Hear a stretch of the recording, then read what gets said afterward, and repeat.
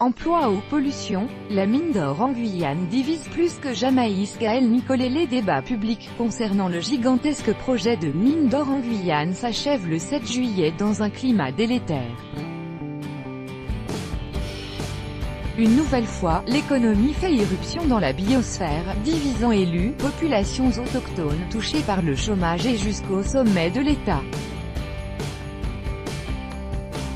La plus grande mine d'or française à ciel ouvert verra-t-elle le jour?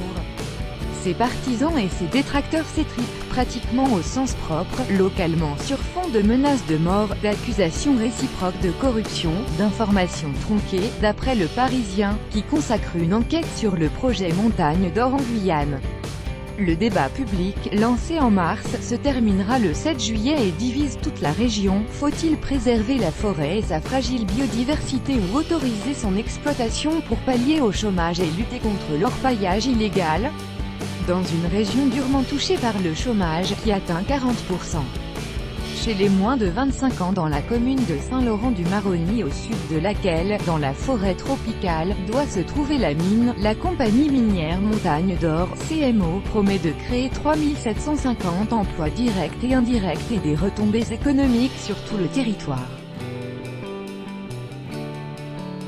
Autochtones et militants écologistes s'opposent farouchement à ce projet, qu'ils jugent dévastateur pour l'environnement. Le collectif Hors de Question dénonce depuis des mois les risques sanitaires encourus, notamment par l'usage de cyanure qui risquerait de polluer les cours d'eau. En revanche, les acteurs économiques locaux, certains élus, et même forces ouvrières voient ce projet d'un bon œil.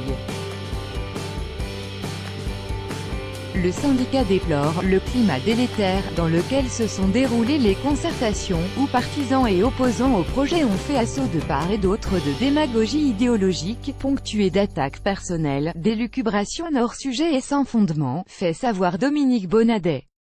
L'organisation qu'il représente est favorable au projet, mais émet des réserves. Ce qui nous préoccupe, ce sont les procédures de contrôle quant à l'application des normes. Le projet indique que ce sont des experts indépendants, certes agréés et certifiés, mais missionnés par la CMO, qui seront responsables d'effectuer les mesures. Les résultats devant être ensuite transmis à l'autorité publique, il apparaît que les ingénieurs de la DIL représentant l'État n'effectueront en fait que des contrôles sur pièces. Aucun contrôle sur site par les pouvoirs publics ne semble avoir été prévu, explique-t-il, avant de souligner que la politique d'austérité menée par le gouvernement a conduit à des suppressions de postes, laissant la préfecture de Guyane dans un pieux silence sur le renfort des effectifs d'ingénieurs à la DIL. D'après un sondage IFOP pour le WWF, sur 608 personnes, 7 Guyanais sur 10 seraient opposés au projet minier, qui conduira à la déforestation de 1513 hectares dont 575 de forêts primaires, et à la destruction d'une zone abritant plus de 2000 espèces, dont 127 protégées. Côté gouvernement, Nicolas Hulot, ministre de la Transition écologique, a estimé qu'il y avait intérêt à remettre à plat les impacts environnementaux et les bénéfices économiques du projet. Annick Girardin, ministre des Outre-mer, estime que, tel qu'il est construit, tel qu'il est porté, le projet n'aboutira pas. C'est un projet qui, sur ses fondamentaux, peut être bon pour la Guyane, soutenait en revanche Emmanuel Macron, fin 2017. Face à ces contradictions, le gouvernement, qui a fait de la biodiversité l'un de ses chevaux de bataille, devra prendre position à l'automne.